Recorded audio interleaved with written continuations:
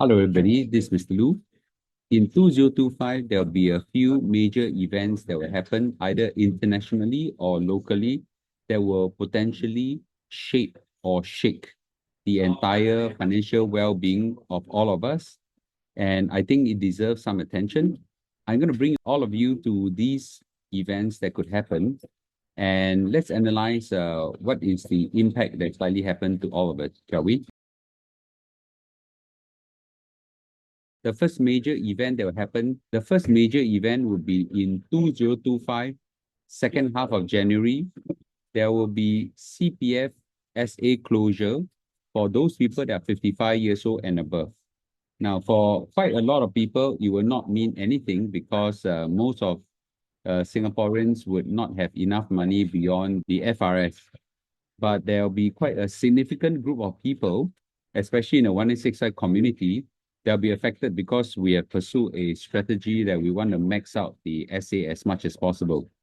So with the closure of the special account, a lot of funds above the FRS will go into your OA. There are three choices you can take. Number one, put your money into the retirement account and increase your CPF life payout when you reach 65 to 70 years old. This option is very good for those people who think that they have long life or they have longevity. For those people who don't know what to do, who like to avoid risk in life, this I think will be a good option as well. It gives you a dividend payout that's guaranteed by the government for the rest of your life. That's the first option. The second option you have is just leave your money in OA. Instead of making 4%, you make 2.5%. And the third option is deploy the money in the OA into other investments. As a result, I think several financial companies will come up with products to entice this group of people to sign up these new products. I think closer to the date, we will see some of these things more visibly. I don't think we need to make a decision right now, but I certainly think that, for me, I think I have a long life horizon. At least this is what I predict. I will probably put more money into the retirement account and max it out. So by the time I reach 65, 70 years old, I got 4,000 over dollars every month to get. It depends how much you put in, and it depends what kind of plans you pick as well. But I'll personally do one that maximize the returns in the retirement account, and my CPF life payout, I'll get more. The second major event that will happen, in my personal assessment, is that I think the government will slam a property cooling measure again in our Singapore property market. That's because the private property market and the HDB market has all been going up. This is something that the government is always very concerned with, not to let the property market go beyond the economic fundamentals. And they've done it again and again and again. Now, the question is how heavy and how hard? My personal prediction is this.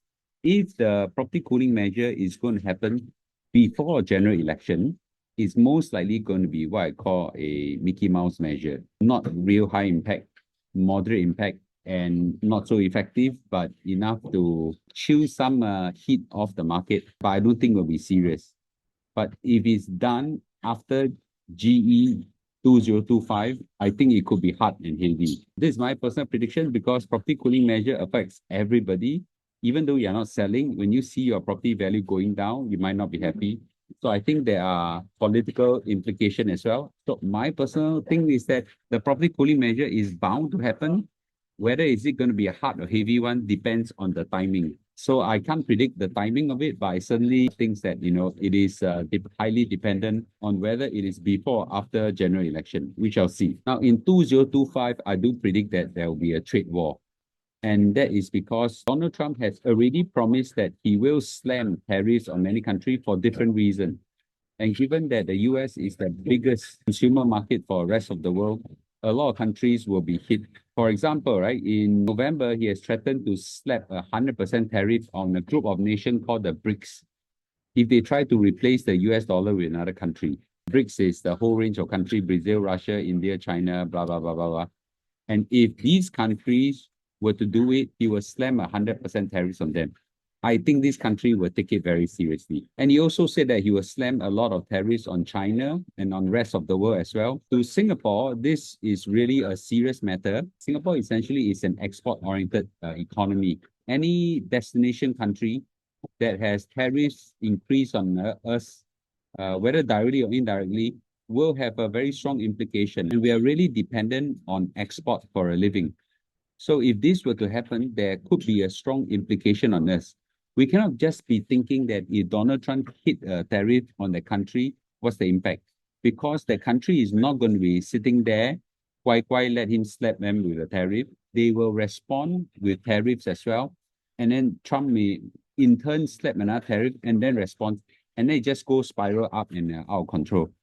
Under these kind of circumstances, I must say that Singapore will be hit and we need to brace for impact. How serious it is something we all cannot predict at this juncture because we don't know the magnitude. We don't know how serious Trump is. We don't know how the response of the country that he slapped the tariffs on will be and the counter response as well. So all these are hard to say, but we do know that this is coming and this will test the resilience of the Singapore export-driven economy in 2025. So we need to brace for impact. Now, this is a very big event that's going to happen uniquely to Singapore. In 2025, there's going to be a major event that happened in Singapore. That's a general election. And I think the general election has to be called before November 2025. I think it's something that is coming. My rough guess is somewhere in the middle of the year or slightly before that. But I think we need to come to terms that right now there is a global trend that's not unique to Singapore. People around the world are expressing a lot of dissatisfaction with inflation. And they are all very unhappy with inflation. And who do they blame? They should be blamed Jerome Powell or Bank of England or Europe Central Bank, but it's all sparked off by Jerome Powell, the Federal Reserve Chairman. But they don't, right? Because the one they can express their anger with is towards their incumbent government. So across the world right now, there are many elections that have already happened. And if I were to quote Prime Minister Wong, whoever is the incumbent in power, there's a strong feeling against the incumbent party, and every governing party in a developed country and now that has held election this year, which is in 2024, has lost vote share.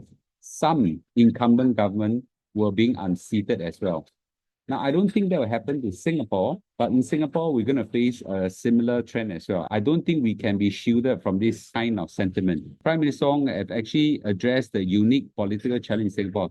Given the desire for more opposition voice, the bigger risk we face is the loss of a stable and good government. Prime Minister Wong has outright said we will end up with a much weaker government with far less ability to solve problems facing our people and our country at all these times when the world is becoming uncertain and troubled. So this is going to be a big event. My take is this. The strength of Singapore, say what you want, is that we have a very strong and capable government. Unfortunately, this view is not commonly shared with everybody. And across the board, because of all the reasons, especially inflation and plus all the other stuff, I do foresee that more and more Singaporeans will be unhappy and they will take it up in the GE. This is something that could potentially have a very strong impact on our economy, on the financial market, on our wealth and everything. This is something that I'm personally very concerned with, but I don't think I'm in a position to be able to stop some of this sentiment. I do urge everybody to reflect what the strength of our economy is, and I do hope that this strength will not be shaken, but we shall wait and see. So this is truly indeed a major event that will happen and could happen very soon. So 2024 was an incredible year of wealth accumulation and stability for Singapore and many of us as well. There are so many social media posts of fellow investors showing how their portfolios had gone up incredibly. And so did I. I also put up as well. But I'll just say this, in a time when the whole tide is rising, everybody floats up. I wouldn't assume that this will be the same for 2025. I'm not saying that 2025 will crash, but I'm saying that 2025 may not be a year of wealth accumulation and stability. In 2024, I was interviewed by Channel News Asia, and they asked me what's my prediction of 2024. And I said that 2024 is going to be a year where things will rise phenomenally. Now that we are now in 2025, I'll just say this, 2025 will probably be a year of huge uncertainty and unpredictability, and there's a lot of risk. So I wouldn't assume 2025 to be the same trajectory as 2024. And personally, I'll exercise a lot of care, a lot of thinking on the things I'm supposed to do. And I urge all of you all to do the same thing, to think carefully as well. With this, thank you. Let me know your comments. Do you share my opinion as well, and how you react in these major events to come. Thank you for watching, and I'll see you in a day or two. Bye-bye.